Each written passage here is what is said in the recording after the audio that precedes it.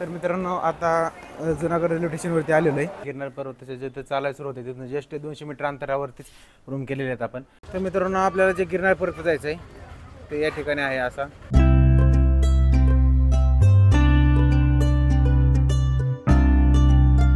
तर मित्रांनो आता जुनागड रेल्वे स्टेशनवरती आलेलो आहे सोमनाथ वेरावळवरून आणि आता गिरनार पर्वतावरती जायचं आपल्याला। तर अगोदर स्टेशनच्या बाहेर रिक्षा वगैरे बघूयात कारण इथून अंतर एक जवळपास 8 किलोमीटरच आहे। बाहेर भाडं भरपूर सांगतात रिक्षावाले, त्यामुळे आपला जो दरवेळेचा जो रिक्षावाला आहे त्याला बोलवलं आहे कारण दरवेळेस एक 2-4 वर्षातून आपण इकडे येत असतो, त्यामुळे थोडीफार ओळख आहे इकडे पण आपली। आणि एक रिक्षावाला आपला ओळखीचा होता तर त्याला बोलवलं आहे येते ऑटो। तर आता जुनागडवरून गिरनारकडे चाललेलो आहे, आता ऑटो वगैरे केलेली। बाकी इन्फॉर्मेशन तुम्हाला देतो याच्यावर।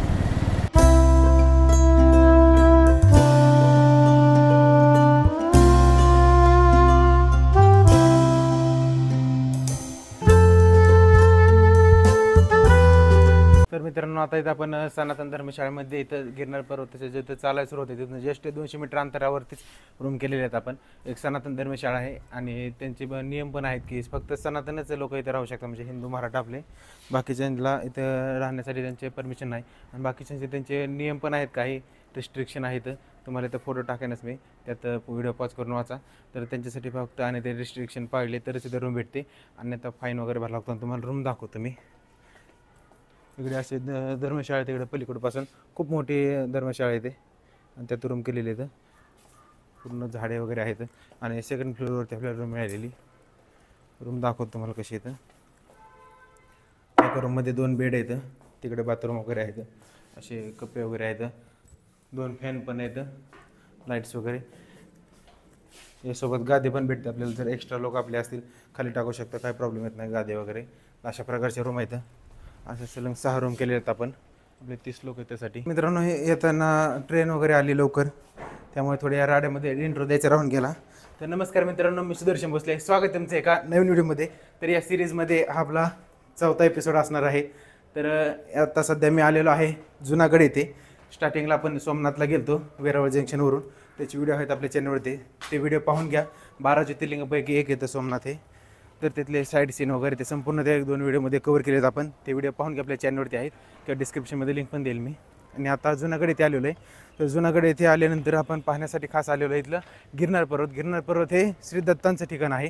तर इथे आल्यानंतर आपण अशी धर्मशाळा घेतलेली, सनातन धर्मशाळा ही। या ठिकाणी फक्त सनातन लोकांसाठी आहे। आपण सेकंड फ्लोअरवरती खूप मोठी धर्मशाळा इकडे सेकंड फ्लोअरवरती रूम केलेली आपण। तर रूमचे चार्जेस वगैरे काय त्याची प्रोसेस ते सगळे आपण सांगणार आहे मी व्हिडिओच्या शेवटी, तर व्हिडिओ शेवटपर्यंत बघा। आणि आता सध्या संध्याकाळचे 6:30 वाजले आहेत आणि आता थोडंसं बाहेर एक फेरफटका मारायला चाललेलो आहे, कारण 1-2 वर्षापूर्वी मी येऊन गेलेलो, त्या टायमिंगमधला काही वेगळं होतं। आता थोडंफार काय बदललेलं दिसतंय, भरपूर कन्स्ट्रक्शन वगैरे काय झालेलं आहे। तर थोडंफार आता पाहून येऊयात, बघूयात काय काय नाही। तर चला तुम्हाला पण दाखवतो, आणि एक काम पण आहे दुसरं, ते पण बघूया। तर मित्रांनो आपल्याला जे गिरनार पर्वत जायचं आहे ते या ठिकाणी आहे असा। हा गिरनार पर्वत आहे आणि जाण्यासाठी निम्यापर्यंत रोपे आहे। हे जे स्टँड दिसतं ते रोपेचे स्टँड आहे, ते निम्यापर्यंत घेऊन शकतात आपल्याला रोपे, आणि तिथून नंतर आपल्याला चलतच जावं लागतं। पण आपण तसं न करता संपूर्ण ट्रेक करणार आहोत, जे स्टार्टिंगपासून खालपासून ट्रेक करणार आहोत। रोपे हा निम्यापर्यंत आहे, अंबिका मातापर्यंत, अंबिका माताच्या मंदिरापर्यंत रोपे आहे। तर तिथपर्यंत पायऱ्या हा 5000पर्यंत पायऱ्या आहेत, आणि तिथून पुढं 5000 पायऱ्यापर्यंत चालू जातं, अशा दोन्ही मिळून 10000 पायऱ्या आहेत। तर आपण पूर्ण ट्रेक करणार आहे, संध्याकाळी जेवण वगैरे करून नंतर 8च्या आसपास ट्रेकला स्टार्टिंग करणार, 8 ते 10च्या आसपास, म्हणजे सकाळी पहाटेपर्यंत जातं तिथं 2-3 वाजेपर्यंत, 4 ते 5 तासाचा ट्रेक आहे निम्म्यापर्यंत। आणि निम्म्यातून नंतर थोड्या वेळाने आपण आराम करणार तिथं, आणि दिवसा 6 वाजल्याच्या नंतर आपण पुढचा ट्रेक सुरू करणार। का तर ते तुम्हाला त्या व्हिडिओमध्येच कळेल, त्याच्या पाठीमागे एक रिझन आहे, तर ते तुम्हाला पुढच्या व्हिडिओमध्ये कळेल। त्याचा एक स्पेशल व्हिडिओ असणार आहे गिरनार पर्वतचा, कारण एकाच व्हिडिओमध्ये सगळं जर घेतलं तर व्हिडिओ जवळपास खूप मोठा होईल हा पण। कारण तुम्ही पाठीमागचा सोमनाथ बीचवरचा जे आपण बीच आणि सोमनाथ मंदिराच्या पाठीमागचा सीन कव्हर केला होता वॉकिंग डिस्टन्सचा, तर तो व्हिडिओ तुम्ही बघितला असेल, किती मोठा व्हिडिओ झालेला आहे।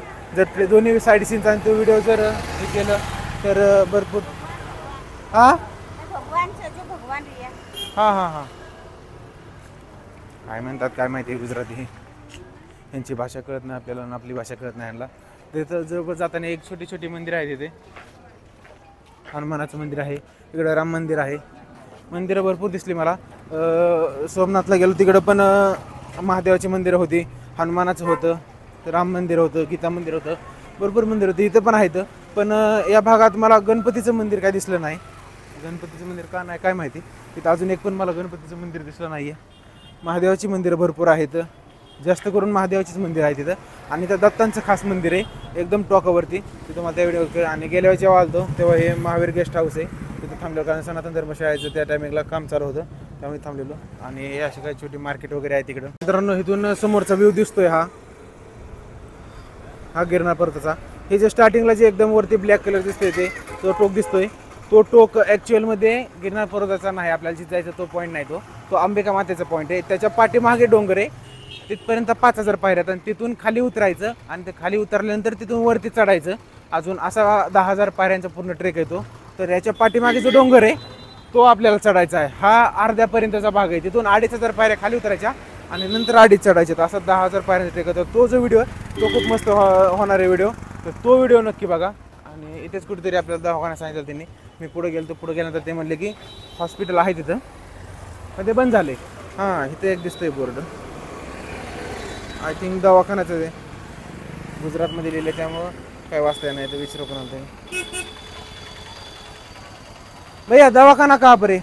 दवाखाना अंदर, इस गेट से अंदर. हाँ हाँ अंदर कहाँ से जाना है लेकिन?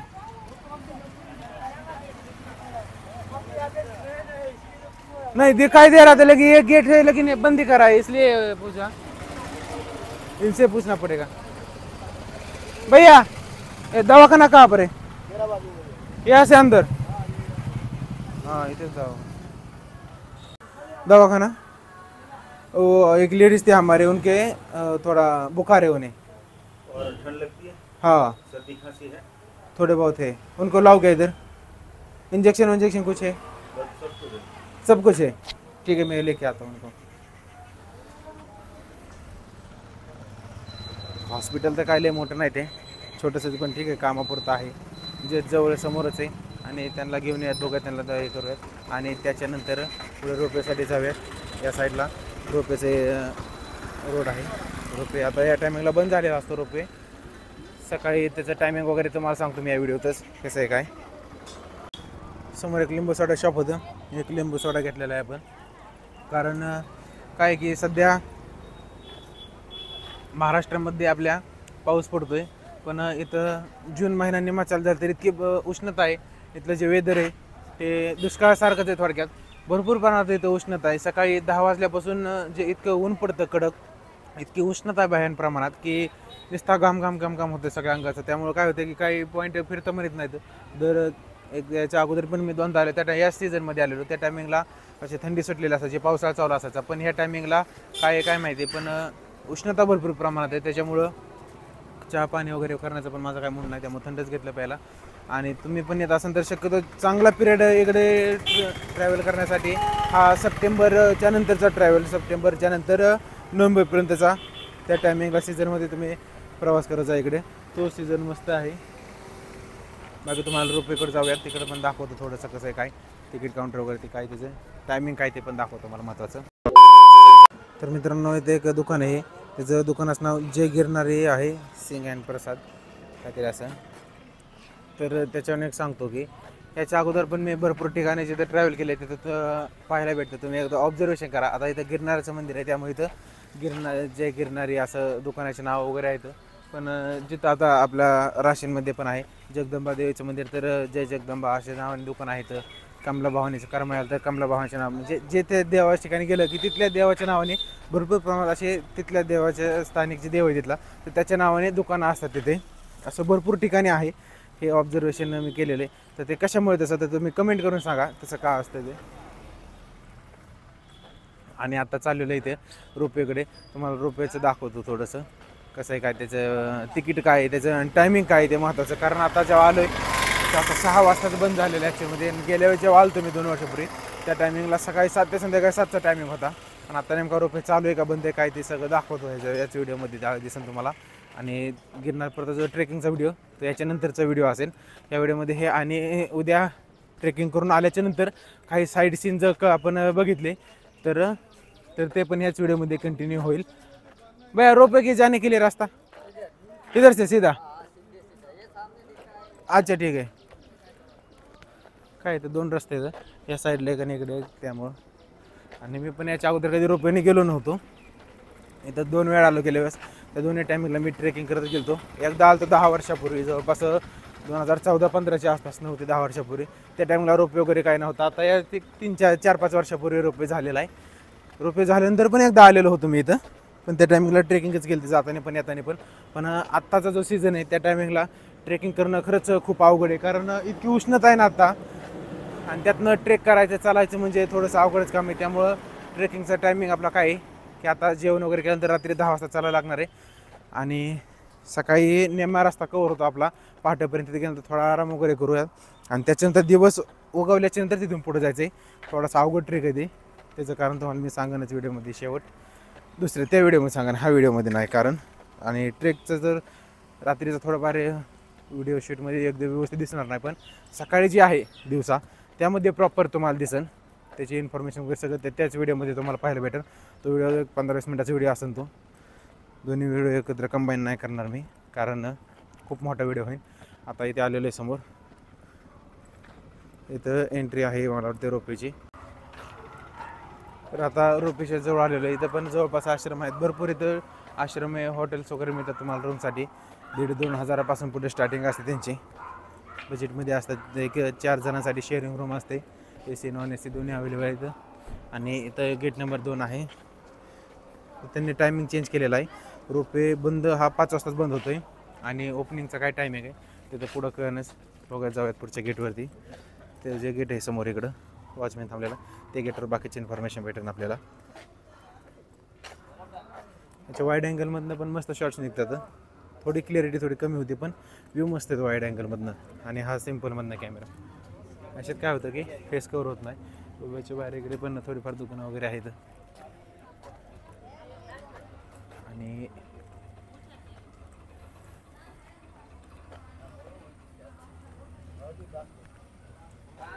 तर आता आतमध्ये आलं गेटवरती. इथे पण तेच लिहिलं आहे ओपनिंगचं नाही लिहिलं, क्लोजिंग तिकीट इकडे इथं.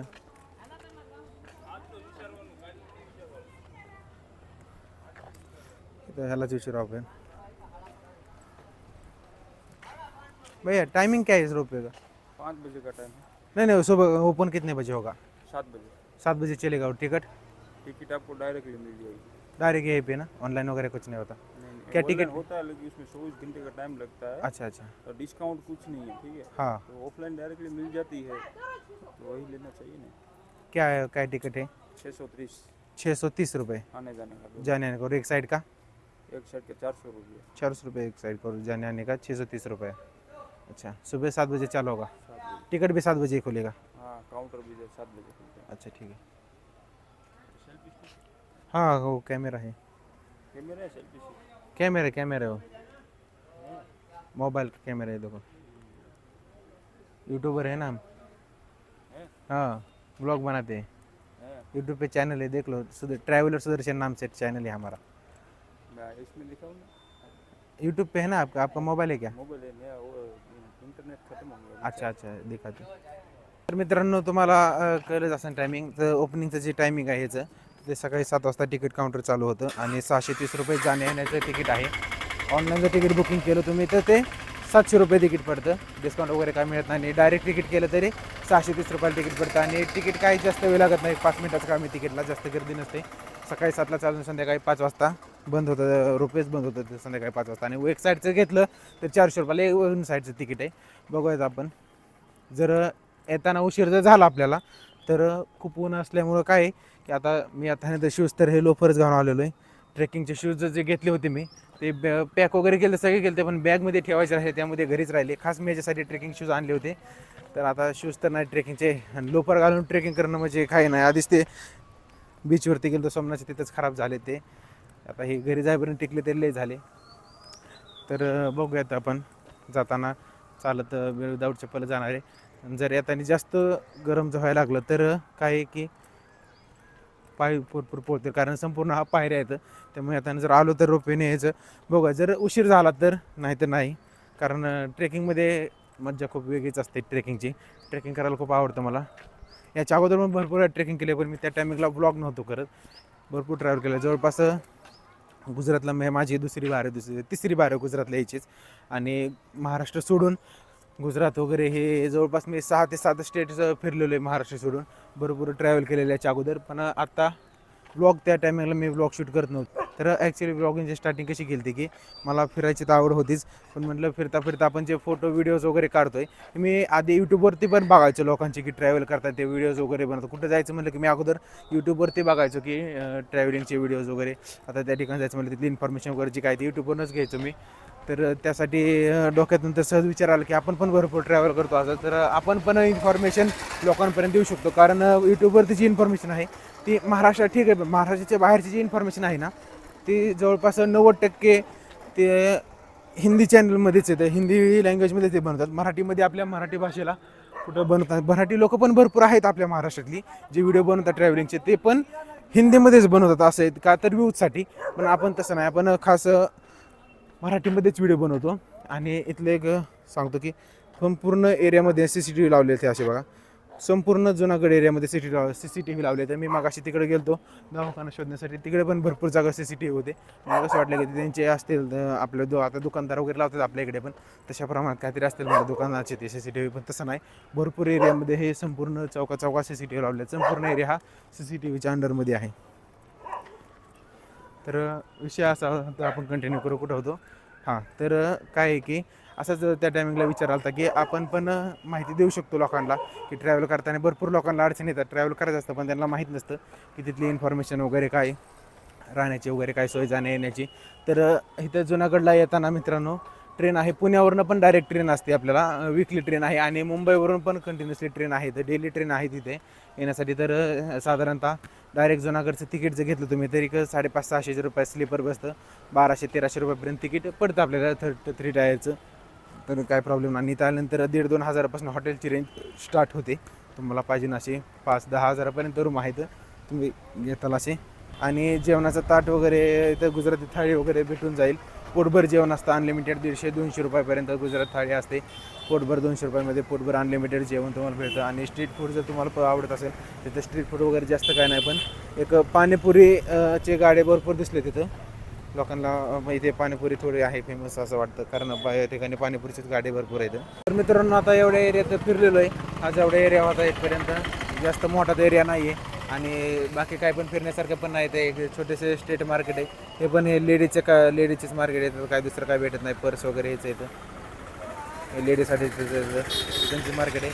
बाकी मित्रांनो जर व्हिडिओ एवढाच करूयात. आणि जो गिरनारचा जो आपला व्हिडिओ आहे ट्रेकिंगचा, तर तो व्हिडिओ वेगळा असणार आहे. तो व्हिडिओ नंतर आपण स्टार्ट करूयात. कारण आता मला रूमवर जाऊन मोबाईल वगैरे चार्जिंग करायचे आहेत माईक पण, कारण रात्री पण ट्रेकिंग स्टार्ट केल्यानंतर उद्या दुपारी येईपर्यंत चार्जिंग टिकली पाहिजे मला, त्यामुळे चार्जिंग वगैरे करायची. बाकी या व्हिडिओसाठी एवढेच. बाकी मित्रांनो भेटूयात पुढच्या व्हिडिओमध्ये.